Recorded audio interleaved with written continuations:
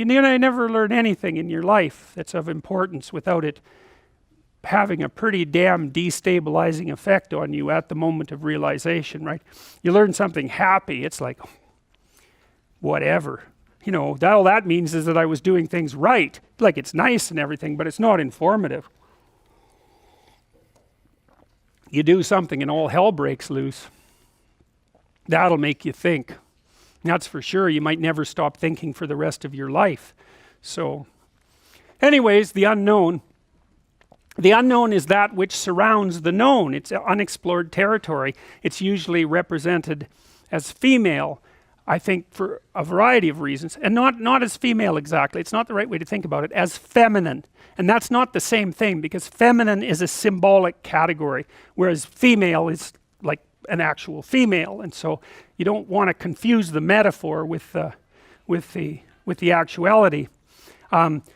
Because we had these social cognitive categories built in, you know, you might say masculine, feminine, and offspring, something like that. We had to use what we could to represent what we were attempting to figure out, and we kind of mapped them onto the external realities of being the best we could using what we could. And so, you know, nature is benevolent and it's fruitful. All things come from nature, and all things come from the unknown, right? Because the known is already there. It's the unknown that manifests the new, right? And so that's part of the reason for the characterization of the unknown as feminine.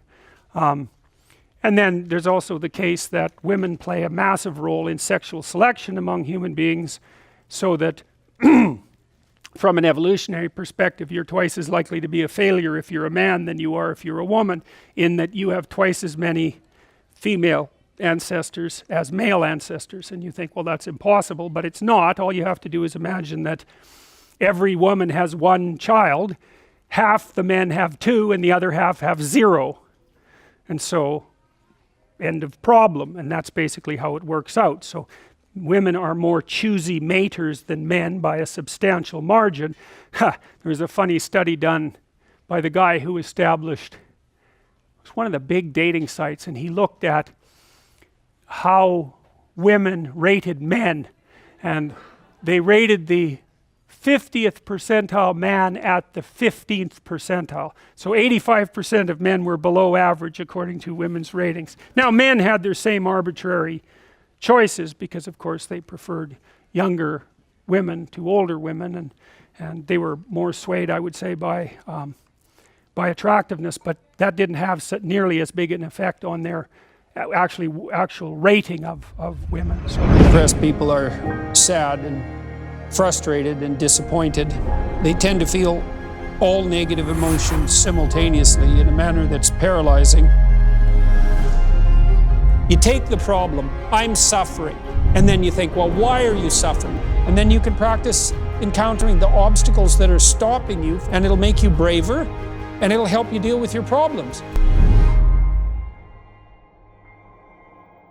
Anyway, so, you know, from a Darwinian perspective, nature is that which selects. That's all it is. And so sexual selection plays a massive role in human evolution. You know, the fact that we have these massive brains is very likely a consequence of a positive feedback loop in sexual selection. You know, because otherwise that's the only time you can get really rapid changes in evolutionary space, where, you know, you get a process going that reinforces itself. So there's a little preference for intelligence, and then that produces more intelligent men and women, and then there's a little more preference for intelligence, and, you know, maybe then that turns into the ability to speak and or to master fire, and then there's way more selection for intelligence, and the brain just goes like this, you know. And women have paid a pretty big price for that, because your hips are basically so wide that you can barely run, and if they were any wider then you couldn't. And of course the pelvic passageway through which the baby travels is too small, so it's really painful and dangerous, and the baby's head has to compress quite a lot. I mean, they come out cone-shaped often, and then they're born really young, so you have to take care of them forever. Like, what the hell, you know, a deer is born, a fawn is born, and it's like 2 seconds later it's standing, and then it's running from a lion. It's like, you know, it's like 15 minutes later, And a baby, it's like, he just lies there and, utters plaintive noises. That's all it can do. And it does that for like 10 months before it could skitter away from a sloth if it was predatory, So you really got to take care of those creatures. And so that's a big price to pay. That's a big price to pay for our cortical evolution. So anyways, here's some of the symbolic representatives of the unknown. The unconscious Dionysian force of the id. So that's sort of Freud's representation of the unknown. The terrors of the darkness. That's the unknown. The monsters that lurk there. The source and the resting place of all things.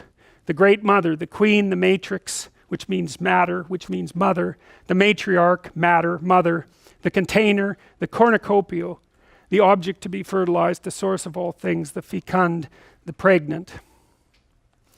The strange, the emotional, the foreigner, the place of return and rest, the deep, the valley, the cleft, the cave, hell, death, and the grave, because it's beyond the moon, ruler of the night and the mysterious dark, and matter and the earth. And you know all this because when you watch a movie that's rife with symbolic representations, it draws on those underlying metaphors, and they're natural. I mean, where does a witch live? Well, in a swamp, for God's sake. She doesn't live in the penthouse of a New York tower. She lives in a swamp, and it's dark there. And if the moon's up, that's better. And maybe it could be a crescent moon, or maybe it could be a full moon. But, witches live in the right place if you're going to understand it. And you understand all of that. And it's part of the structure of your imagination, you could say. And so it's part of the unspoken, fantastical imagination that unites all of us and that makes us specifically human. There's a good representation of the underworld and the place of transformation. So that's hell. I mean, Isis in Egypt was queen of the underworld, and the underworld generally has a queen, and she usually shows up when order falls apart. And so you go to the underworld when your life falls apart. That's what it means. And so when you see these stories of the hero, journeying to unknown lands of terror and danger, that's what happens to you. It happens to you all the time. You're in this little safe space like the Hobbit in the Shire, and then there's a great evil brewing somewhere, and you can no longer ignore it, so off you go into the land of terror and uncertainty.